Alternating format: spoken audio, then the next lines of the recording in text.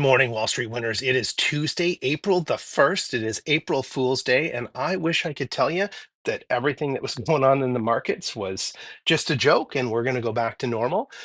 But it may actually be the case. I think by the announcement tomorrow on Liberation Day from the president, but more importantly from his advisors and the advisory team behind this that's actually implementing the vision, and it's the underlying elements of the vision that are really going to make or break this deal.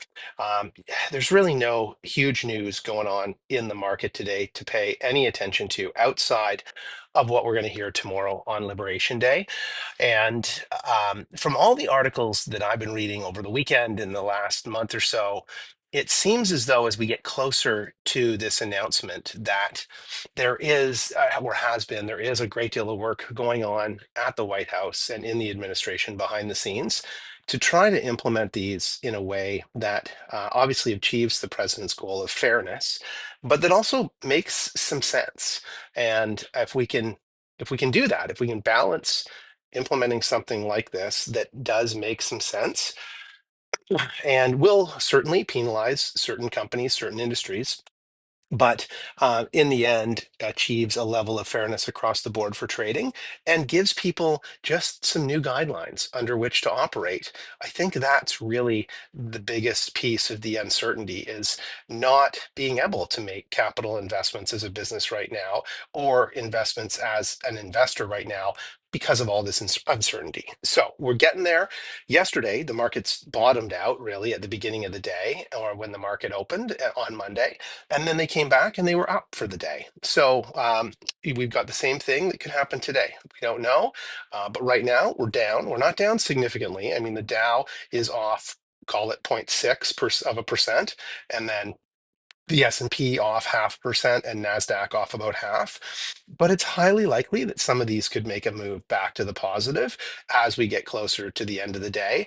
And then tomorrow, we may end up seeing a fairly significant pop. Now, the one thing I want to say about that is if we do see any kind of big pop, just again, continue to be cautious. We're still navigating very uncertain times, and we're going to probably see massive upside and downside swings.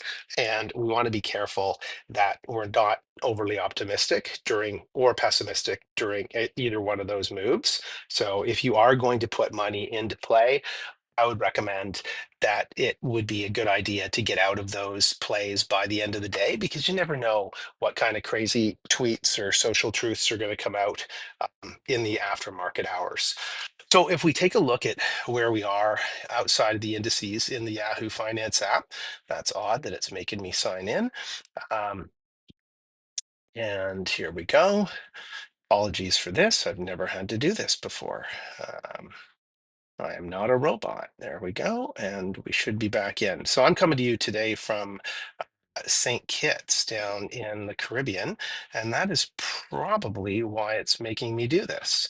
And I don't understand why it's not allowing me in. So I may not be able to actually go through this with you today if I'm unable to log in using my username and password that should be in my system and already entered. All right. Well, I'm not going to be able to run through the Yahoo Finance app today because it's kicked me out for being in a remote country. I've also found down here that on YouTube, you miss certain features, which they're just not available to you based on region.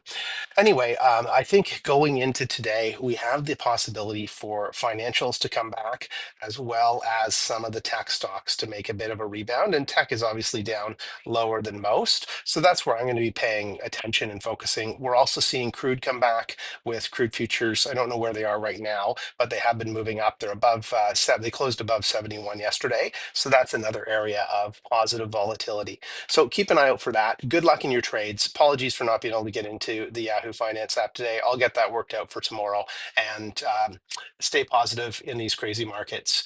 And if you're liking the videos, please hit the like and subscribe button.